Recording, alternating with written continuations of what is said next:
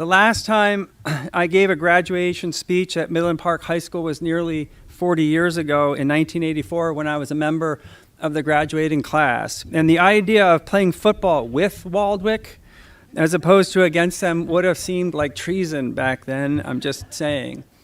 The speech I gave was about the topic of time. I don't remember much of what I said. What I do remember is that in 1984, I was not the hulking 5'9" frame that stands before you today. At the time, I was about 5'4", and puberty was a good year or two away. So, and now imagine, as I sometimes do, a small prepubescent boy standing behind this lectern, barely able to see over it, saying, "Time, time, time," over and again in a soprano voice. Not that I was traumatized or anything. I will not give a speech about time today. Instead, I'd like to share some advice I received from my father. I share it with you because it's advice that I've found helpful in my 55 years on this planet. If advice were a product, like a car or a bike or a cell phone, think of this as my passing along a recommendation for a product that I've tested and found to work pretty well. I've also chosen my dad's advice because it was homegrown here in Midland Park. My dad grew up in Paterson, New Jersey, the eldest of 8 kids who were raised in very modest circumstances. He barely finished high school and then enlisted in the Navy during the Korean War. He served for 4 years and often said it saved his life. He then met and married my mom, and they moved to 25 Pierce Avenue in Midland Park around 1960. They raised my sister and me in that house, and they lived there until they passed away, my dad in 1998 and my mom in 2009. My dad spent most of his work life at New Jersey Bell in Ridgewood, or what we simply called the phone company. And he was very active here, serving in the Knights of Columbus, on the Board of Education, as part of the Booster Club, and volunteering in every snack bar he could find. And although my dad, whom we called Pop, wasn't very well educated in the formal sense, he was a remarkably wise person. He offered a lot of somewhat unusual advice, which he loved to repeat over and over again. His advice included pearls of wisdom like, if you're not going to be handy, you had better be rich. And it's not always important to be right.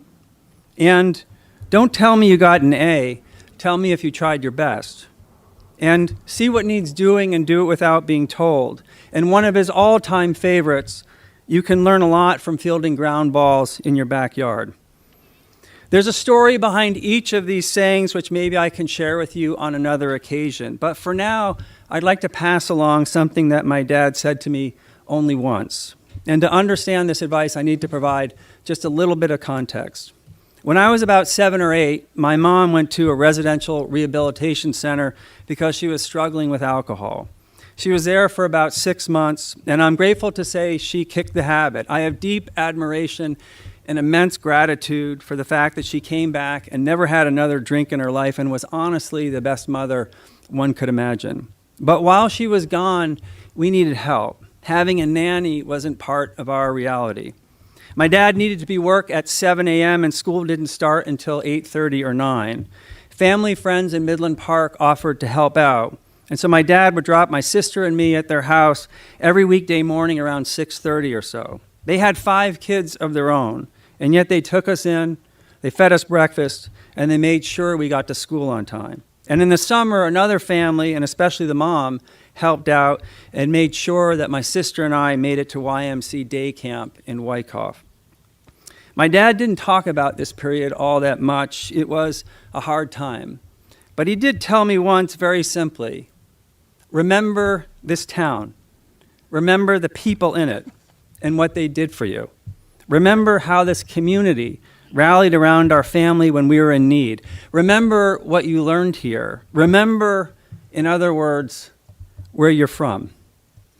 I honestly have nothing to add to this advice except to say that it has been extraordinarily influential in my life. I remember that it was here in this town and in this school that I learned what friendship looks and feels like. I formed friendships in this town beginning at age 4 that continue to this day, including with 2 guys, Joe Casal and Tim Comiskey, who are in the audience tonight. I learned what it means to be a part of a community that, and I'm sure this is no longer true, as gossipy as it could be at times, a community that pulls together when someone is in need. It was here that I learned that communities work best when everyone pitches in and thinks as much about their neighbor's needs as they do about their own. And it was here that I learned that it's best to look for the good in people, especially when you know you're going to keep seeing them at the grocery store.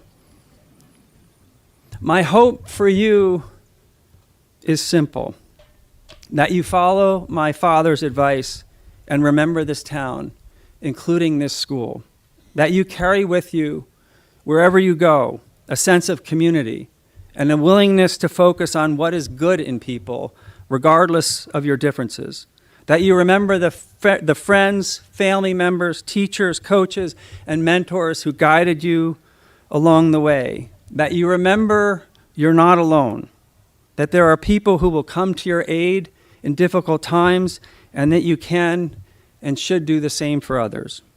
If you can do all of this, I promise you will be helping out not just yourselves, but our somewhat beleaguered world, which is desperately in need of people who understand what it means to be a part of a real community. So as you leave this place, as you leave this school, I hope you'll carry the best of it in your heads and your hearts. I'm sure you'll be glad you did. So thank you, and thank you for inviting me to your party and giving me a chance to celebrate with all of you. Congratulations again, and best wishes to the class of 2022, and go Panthers.